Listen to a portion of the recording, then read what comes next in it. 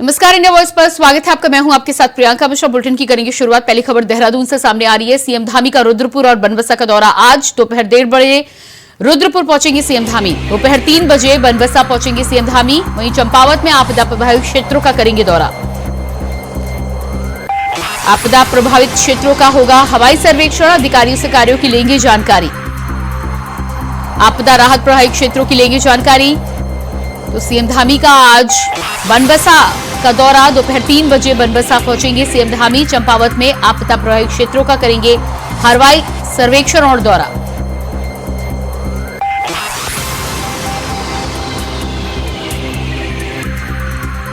तो मुख्यमंत्री पुष्कर सिंह धामी आज आपदा प्रभावित क्षेत्रों का दौरा करने के लिए रुद्रपुर और बनबसा के दौरे पर हैं। 3 बजे करीब बनबसा पहुंचेंगे मुख्यमंत्री पुष्कर सिंह धामी। इसके अलावा चंपावत में आपदा प्रभावित क्षेत्रों का हवाई सर्वेक्षण भी करेंगे। आसपास की स्थितियों का जायजा लेने के लिए पहुंचेंगे।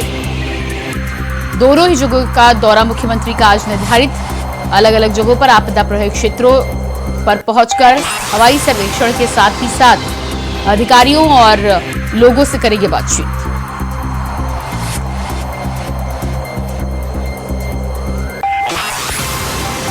मानसून के चलते उत्तराखंड में जिस तरह की स्थितियां बनी हुई है, लगातार लैंडस्लाइड के साथ ही साथ भारी मात्रा में अलग अलग जगहों पर घटनाओं की खबरें निकलकर सामने आ रही थी। ऐसे में चंपावत में आपदा प्रभावित क्षेत्रों का दौरा करेंगे, हवाई सर्वेक्षण करेंगे। इसके अलावा बनबसा में 3 बजे पहुंचेंगे मुख्यमंत्री पुष्कर सिंह धामी।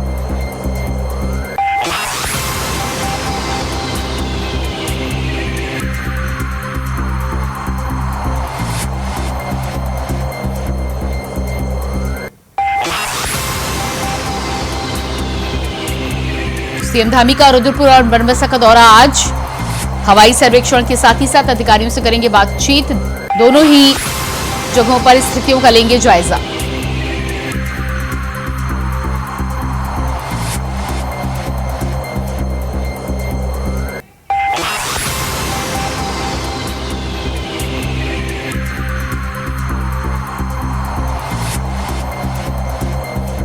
और इसी खबर पर हमारे साथ देहरादून से संवाददाता अभय कैथुरा लाइव जुड़ चुके हैं। जी अभय, मुख्यमंत्री पुष्कर सिंह धामी जिस तरह से रुद्रपुर और बनबसा के दौरे पर आज रहेंगे, 3 बजे करीब बनबसा पहुंचने की जानकारी निकलकर सामने आ रही है। कहां कहां पहुंचेंगे और किस तरह का सर्वेक्षण होगा और अधिकारियों से किस बारे में बातचीत हो सकती है?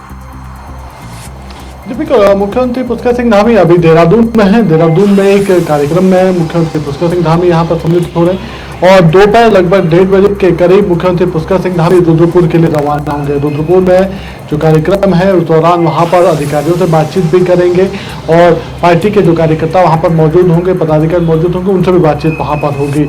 इसके बाद 3:30 बजे के करीब मुख्यमंत्री पुष्कर सिंह धामी बनबसा दौरे के लिए रवाना हो जाएंगे। बनबसा दौरे के दौरान वो चंपावत में जाने का काम वहाँ पर करेंगे। जो आपदा से नुकसान वहाँ पर हुआ, भारी बारिश के चलते जो आपदाएं उस क्षेत्र में आई है, उनका हवाई सर्वेक्षण भी वहाँ पर करेंगे। हवाई सर्वेक्षण के बाद मुख्यमंत्री के द्वारा सीधे तौर पर जो जिला प्रशासन के जो अधिकारी हैं उनसे बातचीत वहाँ पर की जाएगी। आपदा राहत के काम किस प्रकार से इस दौरान वहाँ पर किए गए, जिला प्रशासन के दौरान कितना बड़ा नुकसान वहाँ पर इस आपदा के दौरान हुआ है, कौन कौन से क्षेत्र सबसे ज्यादा प्रभावित वहाँ पर रहे, उन सब चीजों को लेकर बातचीत मुख्यमंत्री के द्वारा वहाँ पर जिला प्रशासन के अधिकारियों से की जाएगी। ये समझा जा सकता है कि आपदा से उत्तराखंड राज्य को बड़ा नुकसान यहाँ पर हुआ, तो ऐसे में मुख्यमंत्री पुष्कर सिंह धामी जब कुमाऊं दौरे पर हैं तो ये जरूरी है कि जो उनकी विधानसभा है, जो चंपावत विधानसभा सीट है, उस सीट का जरूर वहाँ पर निरीक्षण करते हैं। तो ऐसे में आज जब वहाँ पर पहुंचेंगे तो आपदा से जो नुकसान उस क्षेत्र में हुआ है उसका भी जायजा यहाँ पर लेंगे और अधिकारियों को दिशा निर्देश करेंगे। तो मुख्यमंत्री पुष्कर सिंह धामी का काफी महत्वपूर्ण दौरा है, क्योंकि लगातार आपदा से प्रभावित जो क्षेत्र है उन क्षेत्रों पर जिस प्रकार से सक्रियता के साथ काम करने के निर्देश मुख्यमंत्री के द्वारा दिए जा रहे हैं, उस पर जिला प्रशासन किस रूप में काम कर रहा है, जनता को कैसे, जो आपदा से प्रभावित जो जनता है उसे कैसे लाभ वहां पर मिलेगा, कितना लाभ उसे वहां पर मिल पा रहा है, उन सब चीजों की जानकारी वहां पर लेंगे, फीडबैक लेंगे। तो ये समझा जा सकता है कि एक तरीके से मुख्यमंत्री पुष्कर सिंह धामी अपने दौरे के दौरान हर उस चीज की जानकारी यहाँ पर लेंगे जिससे राज्य में आपदा से प्रभावित लोगों की मदद की जा सकती है। जी बिल्कुल। तो जिस तरह से मुख्यमंत्री आज दोनों ही जगहों का दौरा करेंगे, आपदा प्रभावित क्षेत्रों का जायजा भी लेंगे, लोगों को मुख्यमंत्री के दौरे को लेकर कितनी उम्मीद है वहां पर? दीपक, ये कह सकते हैं कि चंपावत की जनता इस समय मुख्यमंत्री पुष्कर सिंह धामी का इंतजार वहां पर कर रही है। मुख्यमंत्री पुष्कर सिंह धामी के इंतजार के लेकर इस पूरे जो कार्यक्रम की जो तैयारियां हैं वो वहां पर हो चुकी है, क्योंकि पहले मुख्यमंत्री पुष्कर सिंह धामी हवाई सर्वेक्षण वहां पर करेंगे। जो आपदा से नुकसान हुआ तो उस दौरान उनके साथ जिला प्रशासन के अधिकारी भी वहां पर मौजूद रहेंगे, जिलाधिकारी मौजूद रहेंगे और एसएसपी वहां पर मौजूद रहेंगे। उससे उनके द्वारा बताया जाएगा कि किस रूप पर वहां पर आपदाएं यहाँ पर आई थी और कितना काम वहां पर किया गया। उसके बाद आज जब फील्ड पर मुख्यमंत्री पुष्कर सिंह धामी उतरेंगे तो फिर सीधे तौर पर जनता से भी जो सीधा संवाद यहाँ पर करेंगे। यानी जिला प्रशासन के अधिकारियों ने जो काम अब तक वहां पर किए उसकी जानकारी मुख्यमंत्री पुष्कर सिंह धामी जनता से मिलेंगे। क्या उन्हें उन सब चीजों की उन राहत कामों का लाभ वहां पर मिल पाया है जो जिला प्रशासन की तरफ से कहे जा रहे हैं, जो दावे जिला प्रशासन वहां पर कर रहा है, तो सीधे तौर पर परखने का काम भी मुख्यमंत्री की तरफ से वहां पर किया जाएगा। तो जनता को उम्मीद है कि जब प्रदेश के मुखिया वहां पर आएंगे, उनके जनप्रतिनिधि वहां पर पहुंचेंगे तो जनता को जरूर आपदा के जो दुख है उन दुखों से हटने के लिए एक राहत वहां पर मिल पाएगी और आने वाले दिनों में बेहतर काम वहां पर तेज गति से वहां पर हो पाएंगे, जिससे जनता को लाभ मिल पाएगा। जी अब इसके अलावा मुख्यमंत्री के पहुंचने के साथ ही साथ क्या विशेष पैकेज का भी ऐलान किया जा सकता है आपदा प्रभावित क्षेत्रों के लिए? देखिए, सबसे बड़ी बात है कि उत्तराखंड राज्य में इस बार मानसून सीजन में बड़ा नुकसान यहाँ पर देखने को मिला। जान और माल दोनों का नुकसान उत्तराखंड राज्य को हुआ है। ऐसे में अभी मानसून सीजन की बारिश, ये कह सकते हैं कि अंतिम दौर यहाँ पर चल रहा मानसून की बारिश का, तो अभी भी कई और संभावनाएं यहाँ पर जताई जा सकती है। आगामी एक हफ्ते से लेकर 10 दिन के भीतर के जो संभावना मौसम विभाग का है कि हल्के से मध्यम गति की बारिश और होने की संभावना यहाँ पर है। तो ऐसे में विभागों को अलर्ट मोड पर रहने के लिए कहा गया। साथ ही जो आपदा से जो नुकसान हो रहा है उसकी समीक्षा करना है, उन आंकड़ों को जुटाने की बात निर्देश भी यहाँ मुख्यमंत्री की तरफ से दे दिए गए, ताकि नुकसान की एक जो नुकसान का जो आंकड़ा है वो सरकार के पास यहाँ पर आ सके और उसके बाद सरकार किस रूप में मदद पहुंचा सकते हैं, केंद्र सरकार से किस रूप में मदद यहाँ पर और ली जा सकते हैं ताकि उत्तराखंड राज्य में आपदा प्रभावितों को राहत दी जा सके, उसको लेकर भी यहाँ पर कार्रवाई की जाएगी। जी बिल्कुल अभय, तो मुख्यमंत्री पुष्कर सिंह धामी के दौरे को लेकर लगातार तमाम तैयारियां भी जाहिर सी बातें हो रही हैं। 3 बजे बनबसा पहुंचेंगे। चंपावत की बात करें तो चंपावत के लिए क्या समय निर्धारित किया गया है और इसके अलावा भी क्या कई आसपास के क्षेत्रों का दौरा कर सकते हैं मुख्यमंत्री? देखिए, मुख्यमंत्री का जो कार्यक्रम अभी तक जो तय हो पाया है उसमें हवाई सर्वेक्षण के साथ साथ जिला प्रशासन के अधिकारियों से बातचीत करने का है। जो चंपावत में बनबसा में ही उनका कार्यक्रम वहां पर रहेगा, क्योंकि मुख्यमंत्री की तरफ से कोशिश ये की जाएगी कि जो आसपास के जो प्रभावित वाले जो क्षेत्र हैं जहां पर जनता सबसे ज्यादा प्रभावित हुई है उन जनता से भी मुलाकात वहां पर की जा सके, ताकि उनको भरोसा दिलाया जा सके कि राज्य सरकार उनके साथ खड़ी है। आपदा की इस घड़ी में सरकार की तरफ से जो मदद दी जा सकती है वो मदद उन तक पहुंचाने का काम सरकार की तरफ से किया जा सकता है। जिला प्रशासन के अधिकारियों से बातचीत वहां पर करेंगे। इस दौरान आपदा प्रबंधन विभाग के अधिकारी भी वहां पर मौजूद रहेंगे। विभिन्न विभागों के, चाहे सिंचाई विभाग से जुड़ा हो, पेयजल विभाग से जुड़ा हो, लोक निर्माण विभाग से जुड़े हुए अधिकारी वो वहां पर मौजूद रहेंगे और बताएंगे कि किस किस मद में कितना नुकसान वहां पर हुआ। और फिलहाल जो जिला प्रशासन को आपदा के मद में जो बजट आवंटित किया गया है, आपदा प्रबंधन विभाग की तरफ से जो दिशा निर्देश दे दिए गए हैं कि प्राथमिकता के आधार पर कौन से काम अभी किए जाने चाहिए, उसमें कितने काम जिला प्रशासन की तरफ से किए जा चुके हैं, उन सब चीजों की जानकारी वहां पर ले आई। तो ये समझा जा सकता है कि 4 साढ़े 4 बजे तक का समय वहां पर मुख्यमंत्री का इस मीटिंग के लिए रखा गया है और उसके बाद मुख्यमंत्री वापस देहरादून के लिए रवाना होंगे। जी बिल्कुल अभय, तो आप नजर बनाए रखिए। फिलहाल इस तमाम जानकारी के लिए बहुत बहुत शुक्रिया आपका। अभय आप बने रहिएगा हमारे साथ। तो मुख्यमंत्री पुष्कर सिंह धामी चंपावत में आपदा प्रभावित क्षेत्रों का करेंगे हवाई सर्वेक्षण। 3 बजे बनबसा पहुंचेंगे मुख्यमंत्री पुष्कर सिंह धामी। और जिस तरह से हमारे संवाददाता अभय कैथुरा जानकारी दे रहे थे कि हवाई सर्वेक्षण के साथ ही साथ लोगों को इस बात की उम्मीद है कि मुख्यमंत्री पहुंचेंगे तो आपदा से राहत की कई योजनाएं भी सामने आ सकती हैं। और इसके बाद बात करेंगे अगली खबर को लेकर। देहरादून से बड़ी खबर सामने आ रही है। 14 सरकारी कॉलोनियों पर हुए अवैध कब्जे, राज्य संपत्ति विभाग ने कार्रवाई के लिए भेजा पत्र। राज्य संपत्ति विभाग ने एसएसपी को लिखा पत्र। लंबे समय से अवैध रूप से रह रहे हैं कर्मचारी। तो देहरादून से बड़ी खबर निकलकर सामने आ रही है। एसएसपी को इस संबंध में पत्र लिखा गया है। 14 सरकारी कॉलोनियों पर कब्जे को लेकर, अवैध कब्जे को लेकर लिखा गया पत्र। राज्य संपत्ति विभाग ने कार्रवाई के लिए भेजा पत्र। लंबे समय से अवैध रूप से रह रहे हैं कर्मचारी। राज्य संपत्ति विभाग ने एसएसपी को लिखा पत्र। तो 14 सरकारी कॉलोनियों को लेकर राज्य संपत्ति विभाग ने कार्रवाई के लिए भेजा पत्र। एसएसपी को इस संबंध में पत्र लिखा गया है। बताया जा रहा है कि लंबे समय से अवैध रूप से कर्मचारी इन मकानों में रह रहे हैं। ऐसे में अवैध कर्मचारियों को हटाने के लिए पत्र लिखा गया है। और इसी खबर पर हमारे साथ लगातार संवाददाता अभय कैतुरा बने हुए हैं। जी अभय, 14 सरकारी कॉलोनियों में अवैध कब्जे को लेकर जिस तरह से एसएसपी को पत्र लिखा गया है और मांग की जा रही है कि अवैध रूप से रह रहे लोगों को वहां से हटाया जाए, उसको लेकर क्या कुछ कार्रवाई हो सकती है और किस तरह से ये कार्रवाई आगे बढ़ेगी पत्र देने के बाद?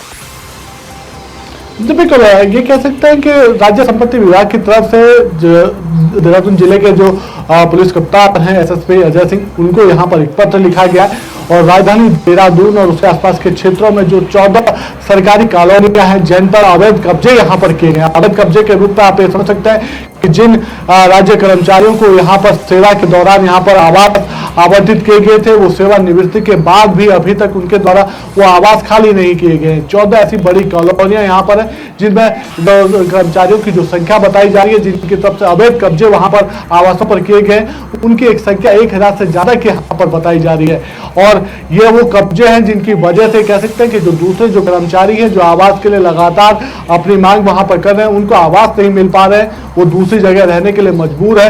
तो ऐसे में उन सब चीजों पर कार्रवाई के लिए ये पत्र राज्य संपत्ति विभाग की तरफ से लिखा गया है। देहरादून पुलिस की तरफ से इस पत्र का संज्ञान अब लेने का काम यहाँ पर किया गया है। एक रणनीति बनाने का काम किया जा रहा है ताकि एक एक करके सभी आवासीय कॉलोनियों को खाली यहाँ पर कराया जा सके, क्योंकि पूर्व में जो सेवानिवृत्त जो कर्मचारी यहाँ पर हो चुके हैं उनकी तरफ से कई बार राज्य संपत्ति विभाग की तरफ से जो नोटिस उन्हें दिए गए थे, उस नोटिस का जवाब उनकी तरफ से नहीं दिया गया और ना ही आवास को खाली करने का काम यहाँ पर किया गया। 14 बड़ी कॉलोनियां, आप ये समझ सकते हैं कि सबसे ज्यादा जो पॉश इलाकों की कॉलोनी, आप रेस कोर्स की बात कर सकते हैं। रेस कोर्स पर ऐसी तमाम 5 बड़ी कॉलोनियां यहाँ पर आवासीय कॉलोनियां हैं सरकारी कर्मचारियों की, जिन पर अवैध कब्जे सबसे ज्यादा यहाँ पर हो रखे हैं। इन अवैध कब्जों में अगर कर्मचारियों की हम बात करें तो पुलिस विभाग के सबसे ज्यादा कर्मचारी हैं, लोक निर्माण विभाग के सबसे ज्यादा कर्मचारी हैं और सिंचाई विभाग के सबसे ज्यादा कर्मचारी है, जिनकी तरफ से सेवानिवृत्ति के बाद भी अपने आवासों को खाली करने का काम यहाँ पर नहीं किया गया है। राज्य संपत्ति विभाग लगातार ऐसे कर्मचारियों को नोटिस देने का काम यहाँ पर कर रहा था, लेकिन कर्मचारियों की तरफ से हट धर्मिता का अपनाने का काम यहाँ पर किया गया है और आवासों को खाली नहीं किया जा रहा है। और यही वजह है कि अब अंततः राज्य संपत्ति विभाग ने पुलिस प्रशासन की शरण यहाँ पर ली है और पुलिस प्रशासन की मदद से ऐसे आवासों को खाली करने का काम राज्य संपत्ति विभाग के द्वारा किया जाएगा। ऐसे कर्मचारियों की एक सूची बनाने का काम राज्य संपत्ति विभाग की तरफ से किया गया है। एक सूची पुलिस प्रशासन को भी यहाँ पर सौंपी गई है कि उन सभी कर्मचारियों के खिलाफ यहाँ पर कार्रवाई हो सके जो लगातार जबरन सेवानिवृत्ति के बाद भी आवासों पर डटे हुए हैं। तो ये कहा जा सकता है कि कर्मचारियों की हठधर्मिता है जिसका खामियाजा दूसरे कर्मचारियों को भुगतना पड़ रहा है और राज्य संपत्ति विभाग को भी बड़ा नुकसान यहाँ पर हो रहा है। जी बिल्कुल। तो जिस तरह से आप पत्र लिखा गया है और लंबे समय से जिस तरह से अवैध कब्जा करके तमाम सेवानिवृत्त कर्मचारी वहां पर रह रहे हैं, कितने सालों से ये सिलसिला चल रहा है और क्या संबंधित विभागों के द्वारा भी इनको नोटिस दिया गया है जिस विभाग के कर्मचारी हैं? देखिए, सबसे बड़ी बात है कि जो सरकारी कॉलोनियां हैं ये सरकारी कर्मचारियों के लिए यहाँ पर बनाई गई थी, यानी सेवा के दौरान जिनकी सेवा देहरादून में तैनात है, जिनकी सेवा देहरादून में चल रही है, उनके परिवारों को ये आवास देने का काम यहाँ पर किया जाता है। लेकिन जैसे ही इनके ट्रांसफर या फिर इनकी सेवा निवृत्ति हो जाती है, इनकी सेवा समाप्त हो जाती है, तो ऐसे आवासों को खाली करने का काम यहाँ पर किया जाता है। लेकिन पूर्व में ये देखने को यहाँ पर मिल रहा है जो पिछले लंबे समय से, यानी लगभग 3 से 4 साल का समय ऐसे यहाँ पर हो गया है, इन कर्मचारियों के द्वारा कोई भी आवास खाली करने का काम यहाँ पर नहीं किया गया है, जबकि लंबे समय से ये लोग सेवानिवृत्त यहाँ पर हो चुके हैं। विभागों की तरफ से भी, राज्य संपत्ति विभाग की तरफ से भी ऐसे कर्मचारियों को आवास खाली करने के नोटिस यहाँ पर दिए जाते रहे हैं, लेकिन कर्मचारियों की तरफ से हर धर्मिता को अपनाने का काम यहाँ पर किया गया और यही वजह है कि राज्य संपत्ति विभाग की तरफ से जो 1972 का जो अधिनियम है, उस अधिनियम में धारा 29 का संज्ञान यहाँ पर लिया जा रहा है और ऐसे कर्मचारियों की बेदखली करने का काम अब उनकी तरफ से यहाँ पर किया जाएगा। पुलिस प्रशासन से सहयोग यहाँ पर मांगा गया है ताकि अगर कोई कर्मचारी कानून को अपने हाथ में लेने का काम करता है तो फिर पुलिस प्रशासन उस पर अपनी कार्रवाई यहाँ पर कर सके और उन आवासों को खाली कराने में मदद कर सके। जी बिल्कुल। अब इस तमाम जानकारी के लिए बहुत शुक्रिया आपका। बुलेटिन में फिलहाल रुकते एक छोटे से ब्रेक के लिए, फौरन वापस लौटते हैं। ब्रेक के बाद बात करेंगे अगली खबर को लेकर। देहरादून से खबर है, हेड कांस्टेबल व कांस्टेबलों का ट्रांसफर, वरिष्ठ पुलिस अधीक्षक ने किया ट्रांसफर। एसएसपी ने 316 पुलिसकर्मियों का किया ट्रांसफर, पुलिस लाइन में तैनात सिपाहियों को मिलेगा मौका। सिपाहियों को फील्ड में आने का दिया गया मौका, लंबे समय से एक थाने के कांस्टेबलों का ट्रांसफर।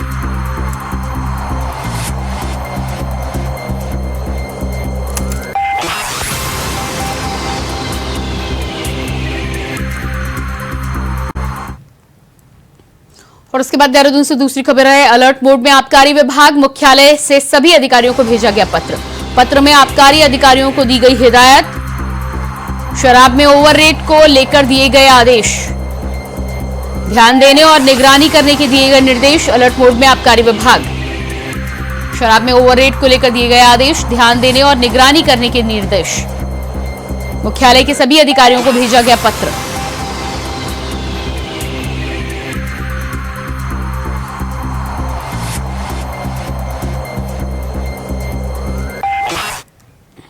बद्रीनाथ से विधायक लखपत सिंह बुटोला ने अपने क्षेत्र की समस्या और विकास कार्यों का खाका खींचते हुए कहा है कि पहाड़ी क्षेत्र का विकास एक तरह की चुनौती होती है, क्योंकि पहाड़ी क्षेत्र की भौगोलिक परिस्थितियां बिल्कुल भिन्न होती हैं। आगे उन्होंने कहा कि बद्रीनाथ विधानसभा में सबसे बड़ी समस्या शिक्षा, चिकित्सा और सड़क की है। अभी तक सभी बंद पड़ी हुई सड़कें हैं, न ही अच्छे विद्यालय हैं और न ही अच्छे अस्पताल की व्यवस्था है। देखिए, पहाड़ का मेरी विधानसभा आप समझ लिया 4,500 वर्ग किलोमीटर बड़ी है। देहरादून के 11 विधायकों से बड़ी एक विधानसभा है। कितने 11 विधायक चुने जाते हैं।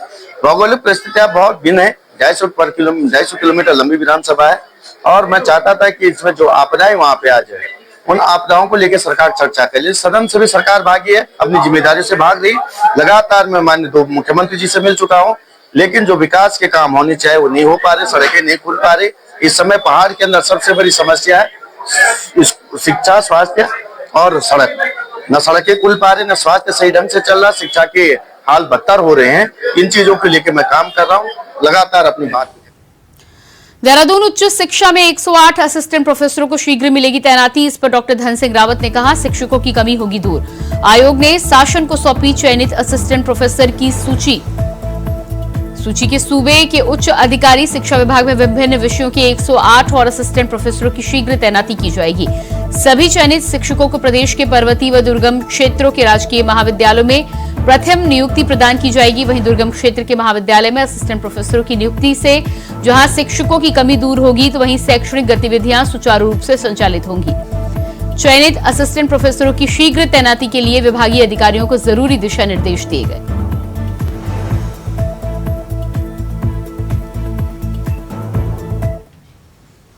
यमुनोत्री नेशनल हाईवे में सड़क पर पड़े गड्ढों की वजह से हादसों को दावत मिल रही है। ये गड्ढे न केवल सड़कों पर है, बल्कि यमुनोत्री नेशनल हाईवे के मुख्य पड़ाव नगर क्षेत्र के मुख्य बाजार से होते हुए जाने वाली सड़कों पर भी गड्ढे हैं, जो आए दिन जाम और हादसों का कारण बन रहे हैं। व्यापार मंडल बड़कोट के द्वारा 1 हफ्ते के भीतर गड्ढे भरने का अल्टीमेटम दिया गया है और ऐसा न होने पर व्यापारियों ने आंदोलन की चेतावनी दी है।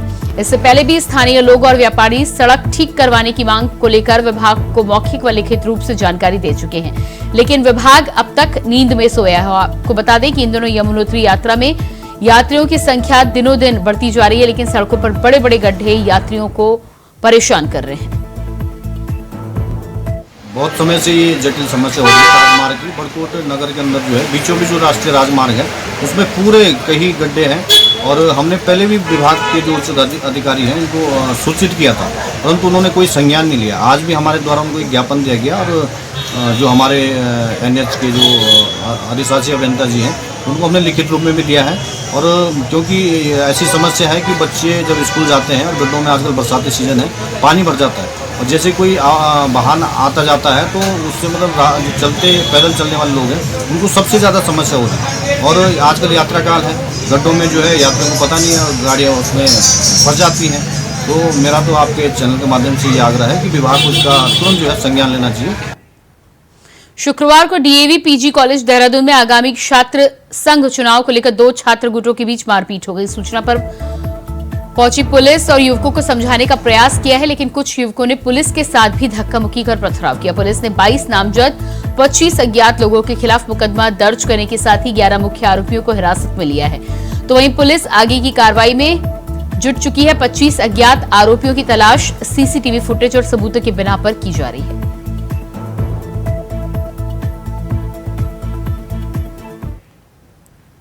शहर के एक बुजुर्ग से साइबर ठगों ने मुंबई पुलिस बनकर 52,50,000 रुपए की ठगी कर ली। पीड़ित ने साइबर पुलिस थाने में शिकायत देकर आरोपियों के खिलाफ कानूनी कार्रवाई और ठगी गई रकम वापस दिलाने की मांग की है। साइबर थाना पुलिस के मुताबिक ठगी को लेकर कॉल आया था और कॉलर ने खुद को मुंबई का पुलिस अधिकारी बताया था। योगेश श्रीवास्तव को कहा गया कि उनके आधार कार्ड से कैनरा बैंक मुंबई में एक खाता खोला गया है, जिसके खिलाफ 17 लोगों ने शिकायत